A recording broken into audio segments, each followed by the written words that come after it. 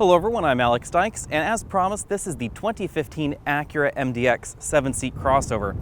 Now the Acura MDX does business with the likes of the BMW X5, the Mercedes ML350, the Audi Q7, the Lexus GX460, the Infiniti QX60, the Volvo XC90, the Buick Enclave, the Lincoln MKT, and a wide variety of other luxury and near-luxury crossovers. Now many of you have also been asking how the MDX stacks up with the likes of the Dodge Durango as well as the Toyota Highlander.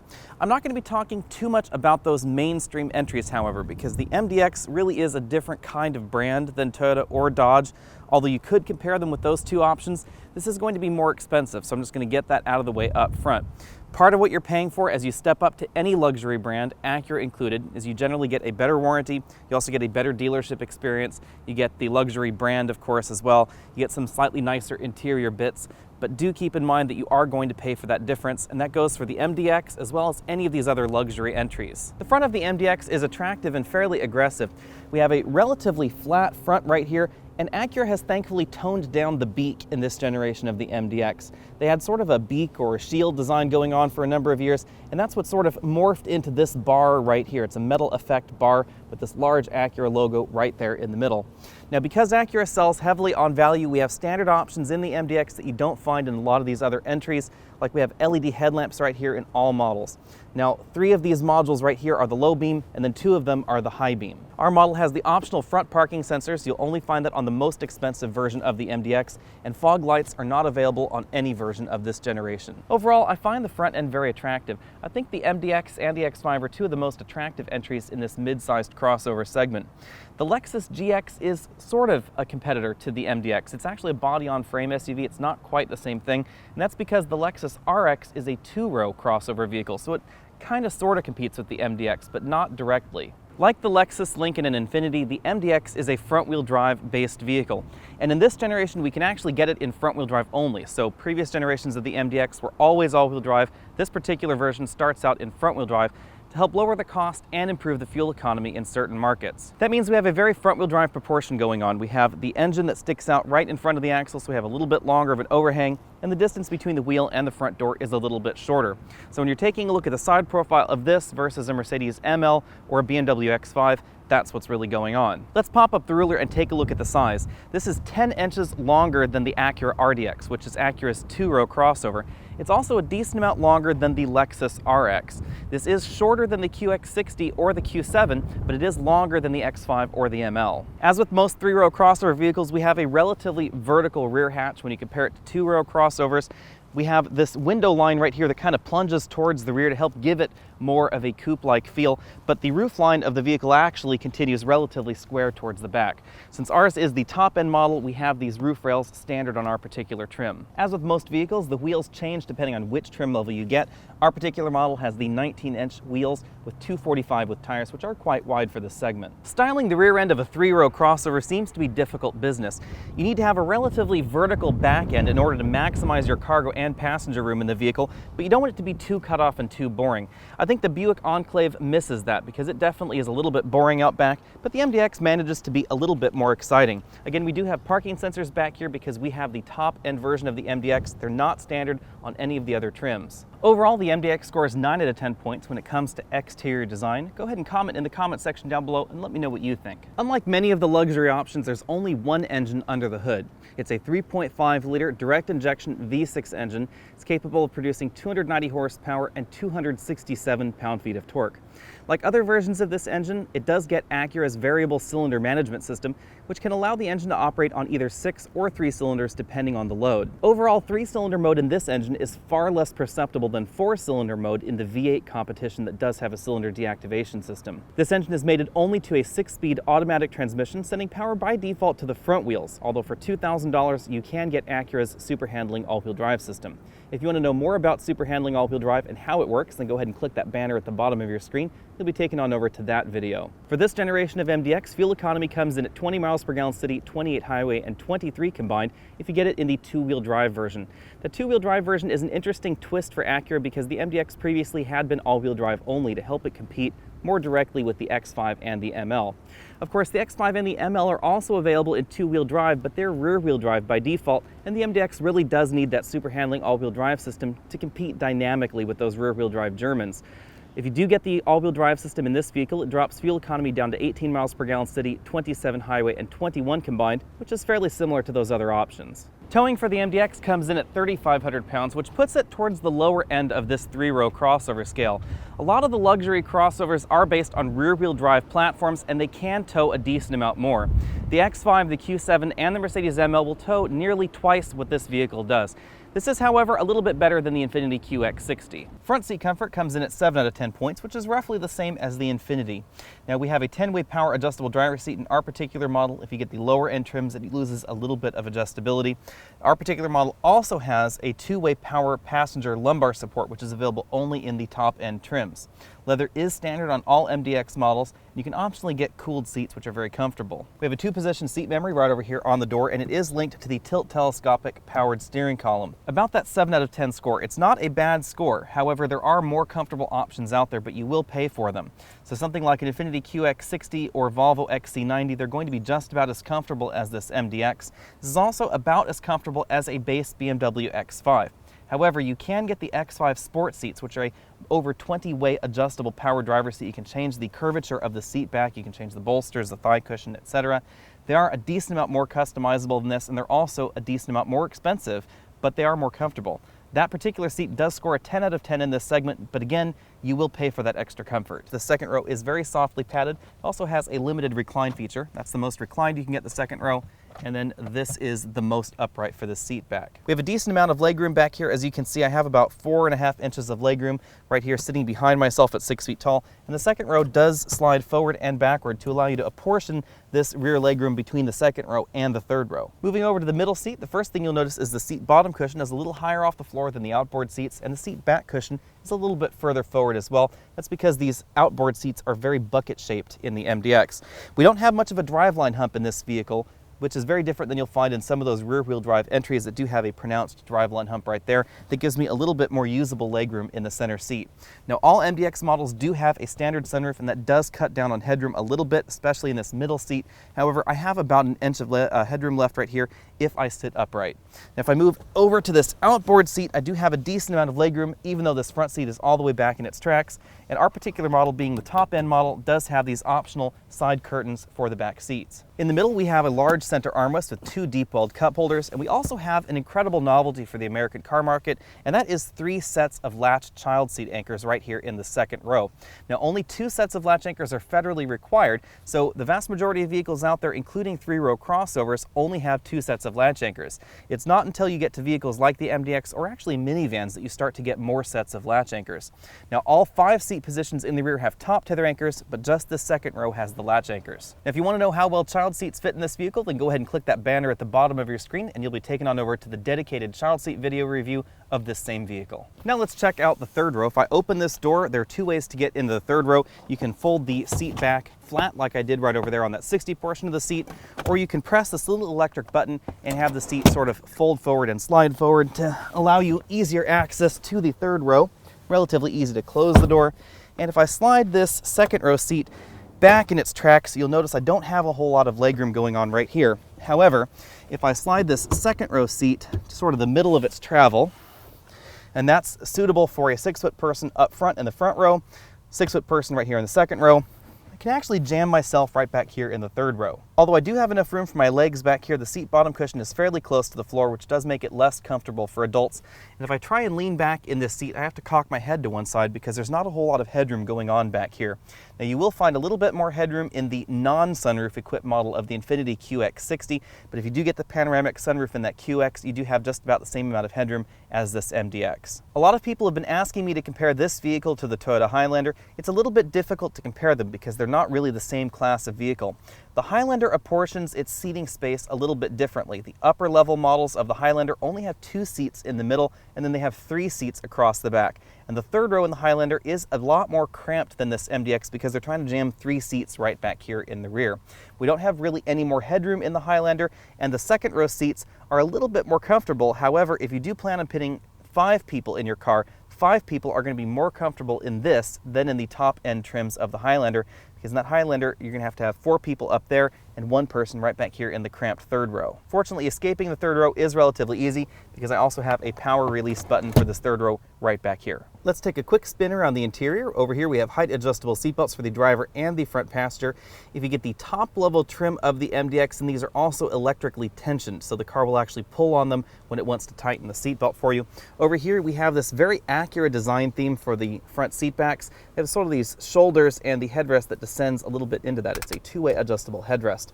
I do find this look very attractive, and it's also mirrored right back here in the second row seat, although the third row seat has a very traditional square seat back. Because we're in the upper level trim, we have the heated second row seat backs, and we also have the heated and ventilated front row seats. The front doors are made primarily from soft touch plastics, but not exclusively soft touch plastics, unlike the BMW or the Mercedes entries.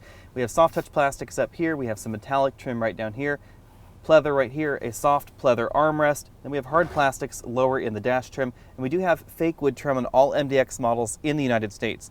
If you're in Canada, you can get the MDX with real wood trim, but for some reason that option's not available in America. Moving on over to the dashboard, we have a variety of different shapes and textures going on, but overall I like the design.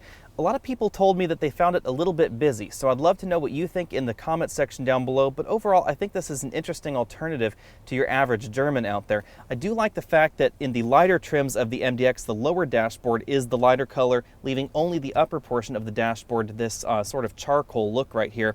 I think that makes the interior look a lot less oppressive than some of those German options that are available only in black. Opening the glove box, we have a wide and tall opening, but it's not terribly deep, so I wasn't able to put a tablet computer in there. It is relatively large, however.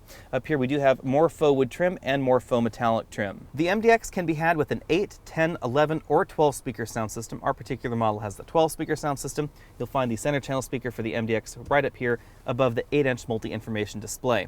Now the infotainment system in the MDX is a little bit unusual in that we have two screens going on here. If you want to know more about the navigation and infotainment system, then go ahead and click that banner at the bottom of your screen. You'll be taken on over to that video. I won't discuss it too much in this one, other than this display right here handles your primary audio functions, so audio source, going track forward and backward, displaying what's currently playing. We also have shortcuts. It also deals with your climate control settings right here, as you can see. In between these two screens is the single slot optical player for the radio, and then below these buttons right here you'll find the DVD player for the rear seat entertainment system. Below that rear seat DVD player we have the enable and disable power button for that system. If we open this little cubby right here, we have a small storage well, as well as a 12-volt power outlet right there. Two large cup holders right behind that, a very traditional gear shift, and then this button right here controls the integrated dynamic system. The integrated dynamic system has three different modes: normal, sport, and comfort. It controls the way the throttle mapping, the transmission shifts, the power steering, as well as the all-wheel drive system interact with the driver. Let's take a look at the center console open to start with. Right here we have our USB auxiliary input, stereo mini auxiliary input, and an auxiliary power port right there in the center console as well. You can easily fit a gallon of milk in here, as well as some other goodies or a large purse or other large bag. We have two different lids for this. The first covers this front portion of the section. It slides forward and backward and also lifts in that position. You can't lift it up when it's right up here up front. We have little rubber grippies to help keep your cell phone from sliding around.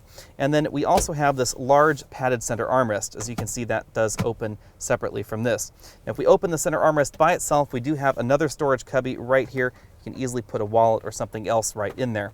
If you do want to access that whole compartment, again, you just lift that, and then you have direct access to the whole compartment. Over here we have a 4-dial instrument cluster. We have our engine temperature over here, fuel gauge over on the right side over here, speedometer and tachometer, and we have this large color multi-information display that goes all the way from the odometer right down there all the way up to the top.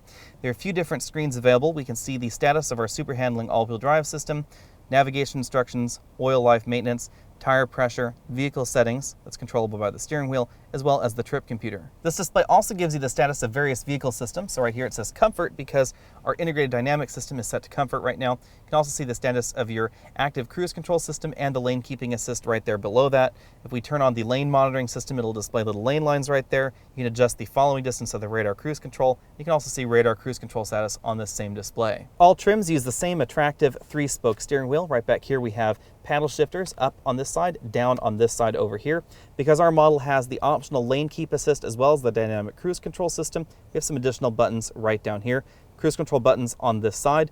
This knob controls that screen right there in between the speedometer and tachometer.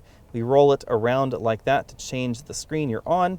If we're on vehicle settings, right there, which is the last option. You can click it in to change vehicle settings, and then you wander around like that. Trip button for the trip computer. Right over here we have phone hang up and pickup button. This also serves as the back button for that screen right there in the center console. Voice command button, source change button, and then we have another toggle button right here for volume up and down like that, and then we can go side to side for track forward, backward. Over here on the ceiling we have our map lights, our dome light controls right over there, our HomeLink transmitter, 3 buttons right there, controls for our standard moonroof right over there, and these buttons are for the Acura Link telematics system. You can sort of think of this as Acura's version of OnStar for directions, connections, as well as emergency assistance. We move this little door down, and then we can press that little button. Sort of reminds me of a fighter jet fire control. Now if we move all the way back here, we do have also a sunglasses storage compartment. And then this module right up here is used for the lane keep assistance system, as well as the collision warning system in the lower end MDXs. If you do get the upper end trim, then collision warning is provided by the radar cruise control sensor. The MDX is full of handy standard features when it comes to cargo carrying capacity. Not only do we have 14.8 cubic feet of cargo capacity standard in the MDX, we also have this standard power tailgate, which is optional in a wide variety of vehicles. Right back here I have 2 large roller bags. This is a 24-inch roller bag. That's the largest you can carry on a domestic flight. Right here I have a 26-inch roller bag. This is bigger than you can carry on. And as you can see, they actually fit right back here behind the 3rd row. That's not something that you can do in your average luxury 3-row crossover. There's just not enough room behind the 3rd row. Now I do have the cargo load floor up in order for that to happen, but that's relatively easy, and it locks right there in place, up or down, to help you put cargo in the back. Of course, you can fold the 3rd row flat, which I suspect a lot of people will normally do. And if we do fold that 3rd row down, then we have about the same amount of room here as we would find in a Lexus RX. If you do fold the 2nd row flat in addition to the 3rd row flat, then that cargo space expands to nearly 90 cubic feet. That's almost minivan territory. If we pull up that load floor again and we pull up this cargo divider, you won't find the spare tire there. It's actually under the MDX. So there's a little bolt here, and that's how you lower the spare tire down. The spare tire is optional in the MDX, but most versions of the MDX do have it. Because of the generous dimensions of this cargo area back here and the standard tailgate hatch, this scores 9 out of 10 points in my exclusive Truck Comfort Index.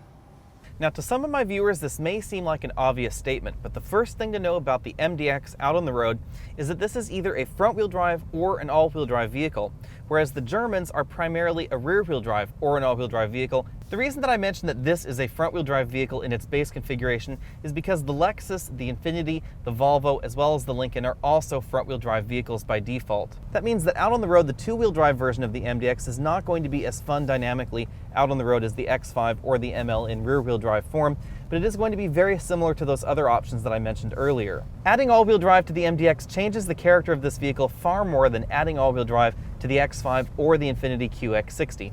The reason for that is Acura's super handling all-wheel drive system. This is relatively unique in the transverse engine-mounted vehicle segment in that this vehicle can actually send more than 50% of the power to the rear even if all 4 wheels have traction. And you can't do that in something like a Lincoln MKT, a Lincoln MKS, or even that Lexus RX 350.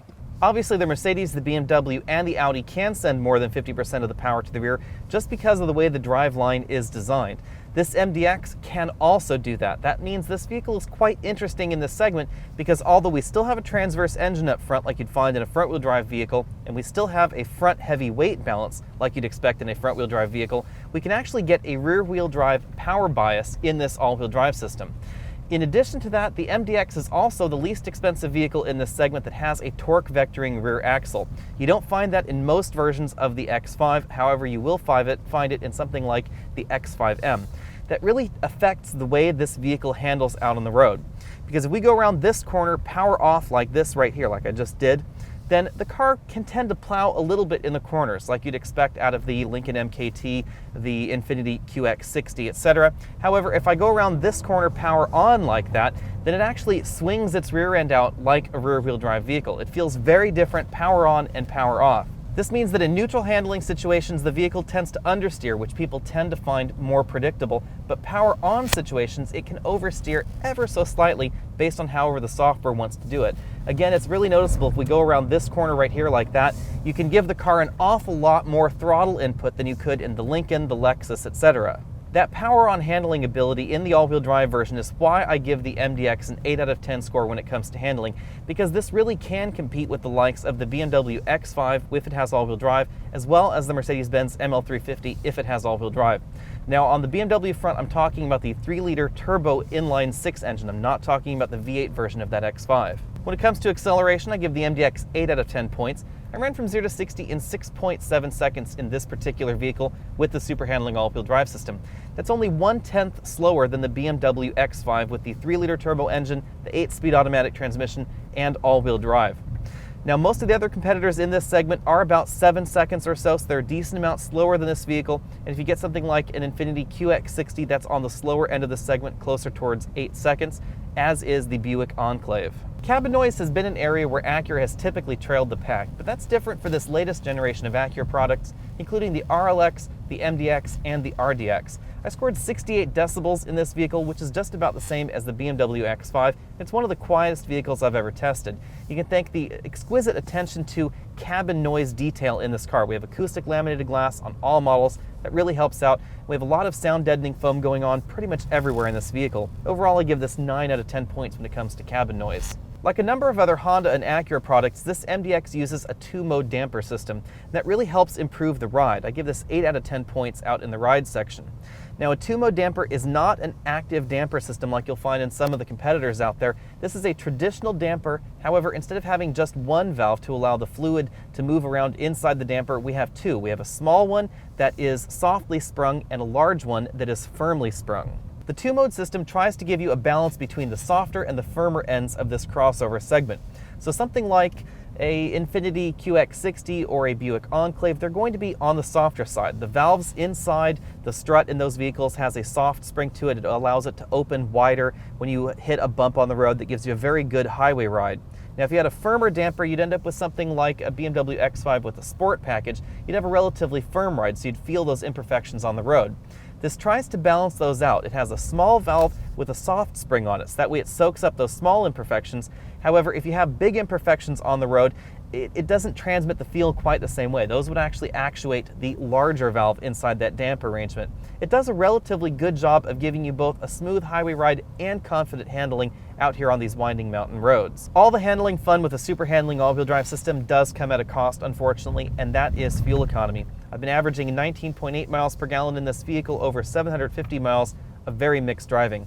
Now, in the front-wheel drive version, I did average 24 miles per gallon, which is just about what the EPA says you'll average. However, the super handling all-wheel drive system definitely takes a toll on fuel economy, so I'm going to have to give this 6 out of 10 points. Also, a little bit disappointing was the braking score in this vehicle. I give it 6 out of 10 points. The braking distances are a little bit longer than you'll find in the Infiniti QX60, as well as the German competition, and fade resistance isn't as good as I would have liked. I know some of you may be skeptical about this, but Acura's super handling all-wheel drive system is an awful lot of fun to drive out on these winding mountain roads. It really gives the MDX a very sure-footed feel. It makes this car drive an awful lot lighter than you'd think. Definitely an awful lot lighter than the Buick or the Infiniti. This actually feels quite like that BMW X5 with all-wheel drive out on the road. Most of that feel is down to that torque vectoring rear axle, which can send nearly 100% of the power that is normally sent to the rear axle to just the outside rear wheel whenever it wants to. It really helps you power around the corner, and it makes this car feel an awful lot lighter and an awful lot nimbler. Before we move on to pricing, let's talk about the transmission. All MDX models do use this 6-speed automatic, as I said earlier, and the transmission does have a manual mode with these shift paddles on the steering wheel. However, the transmission will always shift out of first gear for you, and it won't really let you back into first gear until you're going fairly slow. I do find that a little bit of a bummer because you really could use first gear in a decent number of driving situations. Like right now, we're going about 20 miles an hour, and we're going slow enough that we really could use first gear in this situation, but the vehicle just won't let us command it. Now, once you're in gear 2, the vehicle will stay in that gear until you command a shift. So it will redline it, it'll hang out there at the fuel cutoff, and it will stay in second gear for you. While I'm talking about transmissions, it is worth noting that a decent number of the competitors out there use a 7-speed or an 8-speed automatic transmission. Of course, Infiniti uses a CVT, but the same thing holds for that Infiniti. And most of those transmissions have a higher final gear to give you better fuel economy out on the highway. and that definitely seems true in the BMW X5, which does deliver real-world fuel economy numbers slightly better than this MDX. An additional comment on that ride score is that the MDX is definitely an on-road focused crossover vehicle, not an off-road focused crossover like you'd expect out of the Lexus GX460 or the Land Rover LR4. So the ride is going to be more firm in this. You're going to get a lot less body roll, a lot less tip and dive, which is good for on-road performance, but off-road like this, it does mean that you feel every imperfection in the road. Value has long been an Acura selling point. The MDX for 2015 starts at $42,565, which is about the same price as the 2014 model year. In contrast, the X5 is fairly expensive at $52,800 starting. The Audi Q7 comes in at $47,700. Mercedes ML, $47,790. The Lexus GX460, $49,085. The Infiniti QX60 is $42,100. The Enclave is $38,950. The Volvo XC90, which is getting fairly old, is $39,700, and the Lincoln MKT is $43,050. Before we move on to the comparisons, let's talk specifics for the MDX. That base model gets 3-zone climate control, XM satellite radio, Pandora and AHA app integration, power tailgate, a real leather interior. Most of the competition starts out with fake leather or imitation leather, however you want to look at it. This model actually has real leather in all the different trims. We also get standard shift paddles on that steering column and a standard backup camera. A lot of those are things that you don't find on the competition, especially in the base models. Rather than having standalone options, there are really only 4 different ways you can get the MDX, and then you can add all-wheel drive onto any of those trims. The next trim up, pardon the notes here because there are a lot of details, $46,840, that adds navigation, 2 extra speakers, the 19-inch wheels, voice command system, keyless entry for the rear doors. We get standard keyless entry on the front, but we don't get it on the rear, so that package does add that. We also get lane departure warning and a collision warning system. Those are both camera-based systems, not the radar-based system. The next step up is $48,840, and that adds the heated second row seats, a rear seat entertainment system, 110-volt outlet, and 1 more speaker. The top of the line model is what we're taking a look at right here. That's $54,780. You get an upgraded leather trim, so base leather in the standard models. This gets the upgraded leather trim. We also get heated and cooled seats in the front, heated seats in the rear, widescreen rear entertainment system, and 1 additional speaker in addition to that other one. We get remote start, collision mitigating braking system, lane keeping assist, adaptive cruise control, parking sensors front and rear, and dimming side view mirrors. And again, if you add all-wheel drive, then that adds an extra $2,000 to that, topping out at $56,780. Although that was a long explanation, the takeaway for the MDX is that there are 4 different configurations, and then you can add all-wheel drive. If you take a look at the competition, especially the German competition, there are a wide variety of standalone options, so you can customize your German vehicle a great deal more than the MDX, but it gets quite expensive once you add all those options up. Now that we have pricing on the MDX out of the way, let's talk about the competition. The Audi Q7 is $4,000 to $6,000 more than the MDX. It doesn't really have a better weight balance either. The engine is entirely in front of the axle due to the way the Quattro system is designed. You do have an 8-speed automatic transmission in that vehicle, but it's not that much faster. The BMW X5 is $10,000 to $14,000 more than the MDX. And honestly, if you get the X5 all-wheel drive with the 3-liter turbocharged 6-cylinder engine, it's 1/10 of a second faster than the MDX, which is not really a great deal, and it behaves relatively similarly out on the road. Now, the X5 does have a better driving dynamic in neutral handling situations than the MDX. That's again thanks to the weight balance in the MDX. But overall, and especially when you're driving it hard, they're really not that far apart, especially when you consider the price tag. I don't think the X5 is $10,000 to $14,000 better than the MDX. The Lexus GX460 is $6,800 to $12,000 more than the MDX, depending on how you configure that Lexus. And the GX is really more of an off-road vehicle, so I don't consider that true competition. If you want to go off-roading in your luxury vehicle, the GX460 is the vehicle for you. If you don't plan on doing that and you're after road manners, then the MDX is the vehicle for you. The Mercedes-Benz ML is between $4,000 and $7,000 more expensive. It's also a little bit slower than the MDX out on the road. The Infiniti QX60 is probably the most similar to the MDX overall. It runs in between $90 more and $700 less than the MDX, depending on how you configure those models. In this lineup, the Infiniti is the softer and more luxurious highway cruiser, and the MDX is the more athletic option. It's also a great deal faster to 60 than that QX60. Now, you can get the hybrid version of the QX60. There's no hybrid available in the MDX at this time, but the QX60 hybrid is not going to get that much better fuel economy than the MDX. It's only about 3 miles per gallon better. Volvo hasn't released pricing on their brand new XC90, but it is likely to be more expensive than the MDX in this next generation. It was a decent amount more expensive once upon a time, but it has become cheaper because it's so old, and Volvo has really reduced the number of engine options in the US.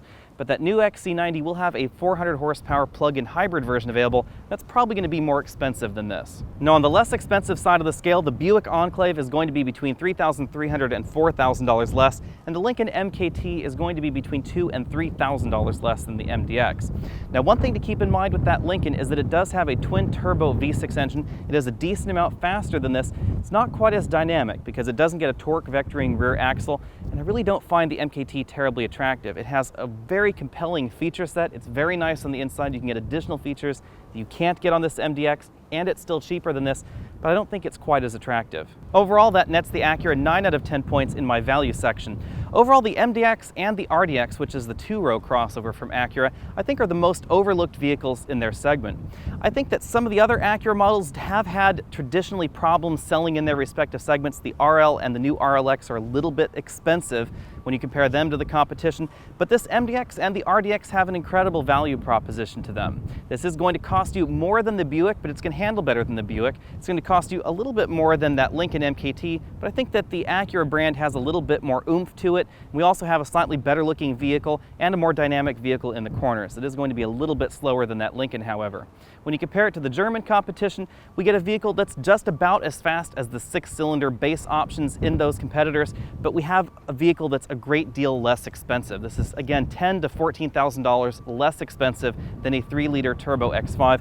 And again, that turbo X5 is only 1/10 of a second faster than this. Thanks for taking the time to check out this video. Again, I'm Alex Dykes, and this has been the 2015 Acura MDX 3-row crossover vehicle. You can always email your questions to alex@alexandautos.com. Be sure and comment in that comment section down below. Let me know what you think about the MDX or about this review in general. You can find me over at facebook.com/alexandautos, and I'll see you next week.